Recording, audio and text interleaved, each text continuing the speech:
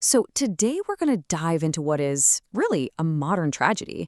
It's this epic story of how a single nation's dream, this dream of joining Europe's most exclusive club, just completely spiraled into a decade-long economic nightmare. And we're not just talking about devastating a country. This thing shook the entire global financial system. We're talking, of course, about the Greek debt crisis. And that really brings us to the heart of it, right? How did all that Olympic glory, that European dream, how did it lead to a solid decade of just collapse? I mean, how do you go from the absolute pride of hosting the Olympics to the very brink of total failure? Well, the answer, it's a messy mix of sky-high ambition, some serious deception, and, some really fundamentally flawed economics. Okay, so let's set the stage. You gotta rewind back to the late 1990s. There's this brand new currency on the scene, the euro, and it's promising to unite all of Europe. Now, for Greece, getting into this exclusive club, it wasn't just about the money. No, this was a matter of national pride, of destiny, but there was one pretty big obstacle standing in their way. See, to get into this club, you had to prove you were fiscally responsible. There were these super strict rules called the Maastricht criteria, and they were crystal clear. Your budget deficit had to be below 3% of GDP, and your total government debt had to be below 60%. These rules were there for a reason, to keep the whole euro project strong. The problem for Greece? These rules were, well, they were basically impossible to meet. And just take a look at the sheer gap here. It's wild. The EU says your debt needs to be under 60% of GDP. Greece's reality? It was averaging over 100%. The EU demanded fiscal discipline, right? But in Greece, you had rampant tax evasion and just totally uncontrolled government spending. So they were stuck. It was a lose-lose choice. Either go through these incredibly painful reforms or get left out of the European dream entirely, or so they thought. Turns out they found a third option. Yeah, instead of actually fixing the books or, just accepting they couldn't join, Greece found let's call it a creative workaround. A workaround that turned out to be absolutely catastrophic. And this right here is where Wall Street enters the picture, offering what seemed like a magic bullet, a solution that promised to fix everything, at least on paper. So, in 2001, in comes Goldman Sachs with this incredibly elegant and, as we now know, incredibly destructive idea. They basically pitched a way to make Greece's massive debt problem just magically disappear from the books. The key thing to understand here is that this wasn't about solving the debt, not at all. It was about hiding it. So how'd they do it? Well, the gist of the deal was this. Using these super complex currency swaps, billions and billions in government debt were basically just disguised as something else. They were relabeled as trades. So on paper, poof, Greece suddenly looked like a model student. It looked like it met all the criteria. But in reality, that debt was all still there, just tucked away, hidden from view, with the bill kicked way, way down the road. And guess what? It worked. Greece got in. They joined the euro in 2001. So now they're in the club. And those first few years, man, it felt like a golden age.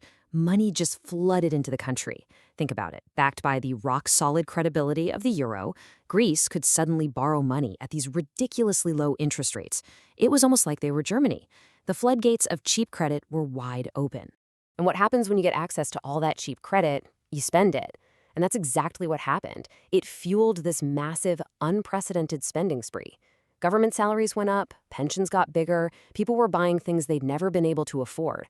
The whole standard of living just soared. For a little while there, it really seemed like the dream had actually come true. And the absolute peak of all this, the ultimate symbol of this newfound prosperity, was the 2004 Athens Olympics. What a moment of national pride, right? But here's the thing. It was a party paid for entirely with borrowed money. It ended up costing almost double the original budget. The foundations of the whole thing were completely rotten, but hey, nobody was looking, the party was just too good. But of course, that kind of party can't last forever. This whole thing was a house of cards, and it was about to come tumbling down. The trigger? The 2008 global financial crisis. It was this massive external shock that suddenly exposed just how fragile Greece's debt-fueled boom really was. The credit markets around the world just froze solid. And just like that, the party was over. And just look at how fast everything fell apart. It's breathtaking. First, the global crisis slams Greece's biggest industries, like tourism and shipping. Then, bam, October 2009, a new government gets elected, and they open the books, and they reveal the truth. The deficit wasn't 6% like everyone thought. It was more than double that, 12.7%. All those years of creative accounting were suddenly out in the open. And almost overnight, Greece's credit rating was slashed to junk status. The country was locked out of the markets and staring default right in the face. You can just imagine the reaction from the rest of Europe. It was pure shock and, frankly, betrayal. The fundamental trust that you need to have a shared currency, it was just shattered. Because this wasn't just a case of mismanagement. Greece had been systematically lying about its numbers for a decade to get in and stay in. So, with Greece about to completely collapse and threatening to take the entire euro down with it, Europe had to do something. So, this group, known as the Troika, that's the EU, the European Central Bank, and the IMF, they stepped in.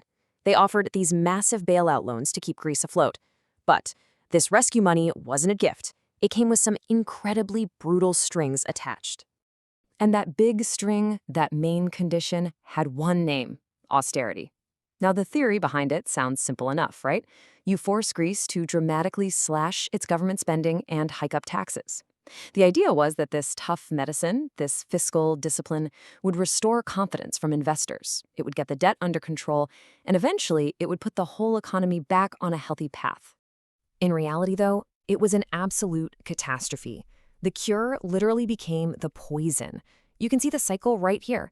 You see, when you slash spending and hike taxes in the middle of a massive recession, you don't restore confidence. You kill the economy. So businesses went under, unemployment skyrocketed, and guess what? The government's tax revenue completely collapsed, which made the debt problem even worse, which led to calls for, yep, you guessed it, even more austerity.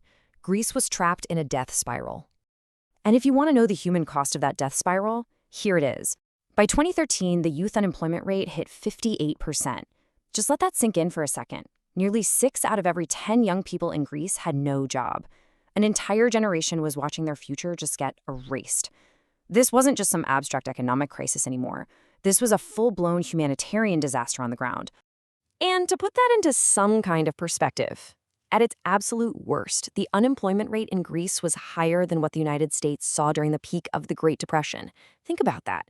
We're talking about a level of economic pain that was literally tearing the social fabric of the country apart at the seams. So, after all those years of bailouts, riots in the streets, and just unimaginable pain, what was the final damage? What was the final toll? And probably more importantly, what are the lessons we can take away from this whole lost decade? I mean, just look at these numbers. They're staggering. The entire Greek economy shrank by 25%. A quarter of it, gone. That debt to GDP ratio, the very thing all this pain was supposed to fix, it ended up peaking above 180%, way higher than when the crisis even started. Hundreds of thousands of people, mostly the young and talented, just left the country. Greek society was left with these deep, deep scars that are still healing today. So when you ask what went wrong, the answer is a lot. It wasn't just one thing. Yeah, it absolutely started with Greece's own fiscal mismanagement and the outright fraud to get into the euro. But it was made so much worse by a bunch of other factors. The Eurozone's whole one-size-fits-all design was a huge flaw. The decision to impose brutal austerity during a deep recession, that's basically economic malpractice. And, a lot of people argue the bailouts themselves were designed more to save big European banks that had lent Greece money than to actually help the Greek people.